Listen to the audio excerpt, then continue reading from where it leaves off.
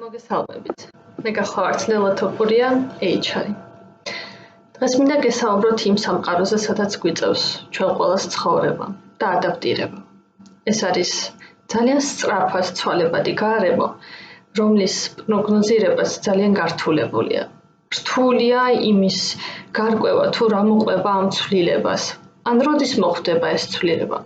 ანის შედეგი რასაც იწვევს ეს ცვლილება და მიზეზი რის გამოც მოხდა ეს ცვლილება, რამდენად ურთიერთკავშირშია, რადგან ამ ცვლილებებზე გავლენას ახდენს არა მარტო ერთი, არამედ ბევრი მიზეზი. დღევანდელ დღეს წინასწარმეტყველებაც, როგორც ვახსენე, რთული გახდა.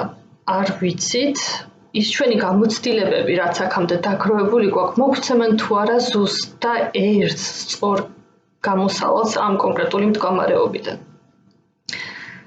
ჩვენ როგორც გვახსოვდა და ვიცოდით, არსებობს და სამყარო, რომელიც შედგებოდა შავი და თეთრი ფერისგან, თუმცა რეალურად აღმოჩნდა, რომ ამ შავსა და თეთრ ფერს შორის ძალიან ბევრი სხვადასხვა ტონალობის რუხი ფერიც არსებობს.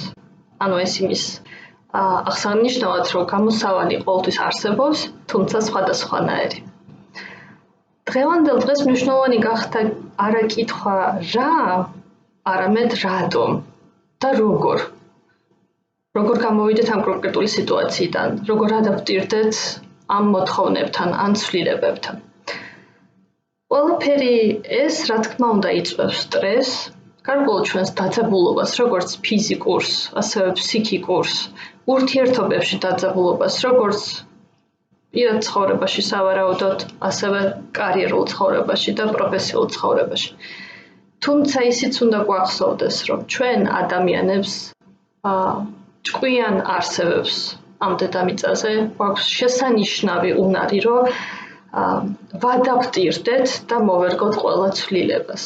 ჩვენ რეალურად შეგვიძლია და გვაქვს იმის უნარი, რომ გავაცნობიეროთ და გავაანალიზოთ ეს თუ ის ცვლილება, ან მიზეზი, ან ჩვენი სტრესის გამომწვევი რეალური საფუძველი რა არის და ვიმუშაოთ საკუთარ თავებზე იმაზე, თუ როგორ გამოვიდეთ ამ სიტუაციიდან და როგორ მოვერგოთ და როგორ დავუბრუნდეთ ახალ რიტმს, რომელსაც ასევე მივიღებთ.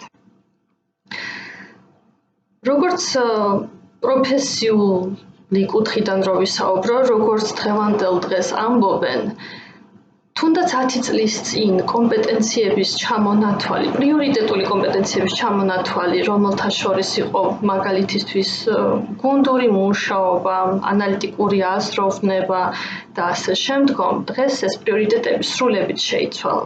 მაგალითისთვის პრიორიტეტი არის მულტიფუნქციონალური უნარები, მაგალითად შევცვლო რამდენიმე საქმის ერთდროულად კეთება. თან, რა თქმა უნდა, ყველა ამავდროულად მეტნაკლებად წარმატებულად და მაღალი ხარისხით. კრიტიკული აზროვნება, კომპლექსური პრობლემების მოგვარების უნარი და მათ შორის რაც მნიშვნელოვანია, ემოციური ინტელექტი. ცოტა ხნის წინ რაზეც ვისაუბრე, როგორც ცვალებად სამყაროზეც ვისაუბრე, ამას უწოდებენ VUCA სამყაროს, რომელიც პირველად 1987 წელს გამოიყენეს ეს ტერმინი და ეს სამყარო დღითიდღე უფრო აქტიურად შემოდის ჩვენს ცხოვრებაში. თუმცა ჩვენ არ უნდა შევუშინდეთ პირიქით, როგორც ადამიანებმა, ჭკვიანმა არსებებმა მუდმივად უნდა ვისწრუნოთ საკუთარის განვითარებაზე. ცადოთ, განავითაროთ ის უნარები, რაც დღეს მნიშვნელოვანია. არ აქვს მნიშვნელობა ეს უნარი ჩვენ გვაქვს დღეს განვითარებული თუ არა. თუ არ გვაქვს, პირიქით ეს არის შესაძლებლობა და ფანჯარა იმისთვის, რომ განავითაროთ და ვიმუშაოთ ჩვენს თავზე, მით უმეტეს ინტერნეტის საშუალებითაც არის ძალიან ბევრი წყარო და შესაძლებლობა ამა თუ იმ უნარის თუ გამოცდილების მიღების. გისურვებთ წარმატებას, განვითარებას, მედგრად დგომას და წინსვლას.